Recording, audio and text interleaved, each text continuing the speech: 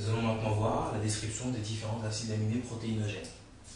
Donc pour commencer, la sérine, c'est un acide aminé à 3 carbones dont le radical est un alcool, CH2OH.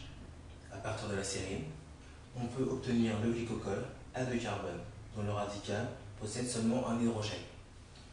Le glycocol est le plus petit des acides aminés. Le fait qu'il possède un radical H montre qu'il n'a pas de carbone asymétrique.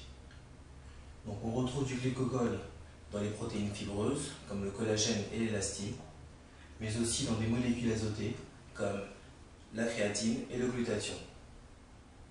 Donc maintenant, l'alanine. L'alanine est un acide aminé à 3 carbones, dont le radical est un groupement méthyle, CH3. Donc l'alanine joue un rôle important dans la réaction de transamination, c'est-à-dire dans le transfert d'un groupement NH2. On voit qu'avec l'alanine, on peut obtenir du pyruvate, également du glutamate, en présence d'alpha-cétoglutarate. La transaminase qui est utilisée ici est l'alanine transaminase. Maintenant, les acides aminés acides. Donc, les acides aminés acides, on a vu qu'on avait l'aspartate et le glutamate. Donc, premièrement, l'aspartate est un acide aminé à 4 carbones, dont le radical possède la formule suivante, CH2COOH. On a donc une deuxième fonction acide carboxylique. À partir de l'aspartate, on peut obtenir l'asparagine, à 4 carbones également, avec une fonction amide, CONH2.